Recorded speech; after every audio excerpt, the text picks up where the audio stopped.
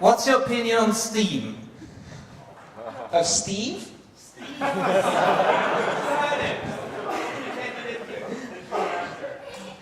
I'm just going through my head and thinking about all of the Steves I know, and I'm like, what could I possibly say? Steam. I haven't used the system myself. I have been asked by dozens and dozens and dozens of people to use it, usually with a promise that if I do use it, I will make thousands and thousands of dollars very, very quickly and easily.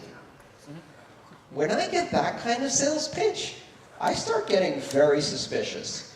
I don't like the way that instead of focusing on quality of content and things like that and building community organically, a lot of the pitch I hear from people who are interested in Steam seems to revolve around the idea that if you use it, you can make a lot of money fast. That's always a red flag for me. Now, that may be a misunderstanding of its potential, and in fact, it may be a fantastically visionary system. I've looked at all of these.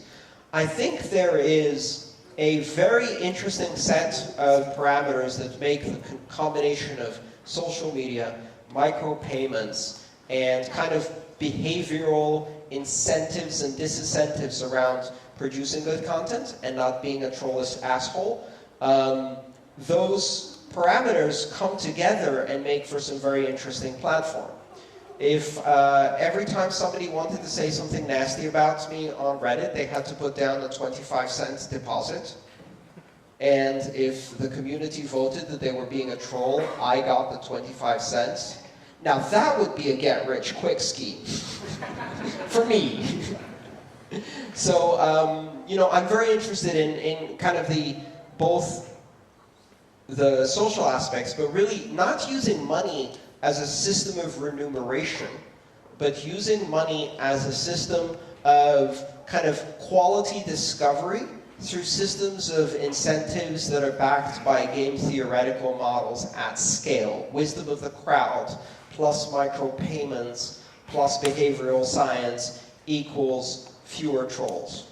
That is fascinating to me. And I know that Steam is aiming to do that, among other things, as I should probably mention yours, and there's a bunch of others. I can't remember all of them right now.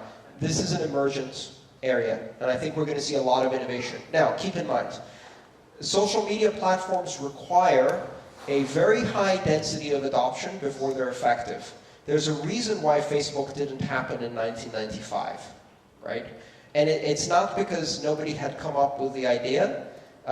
It's because you need that critical density where you know enough people and these people already have access to the underlying infrastructure and are willing to engage in it so that it starts becoming useful. And even then, it's a very difficult bootstrap.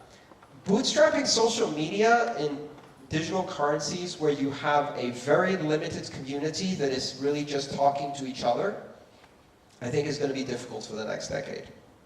But very promising. Again, it's one of those things that will experiment and fail and experiment and fail and build momentum, and then one day you'll be like, oh, this is kind of almost as useful as Facebook. Oh, look, a week has passed and now it's 10 times more useful than Facebook, and then it goes vertical.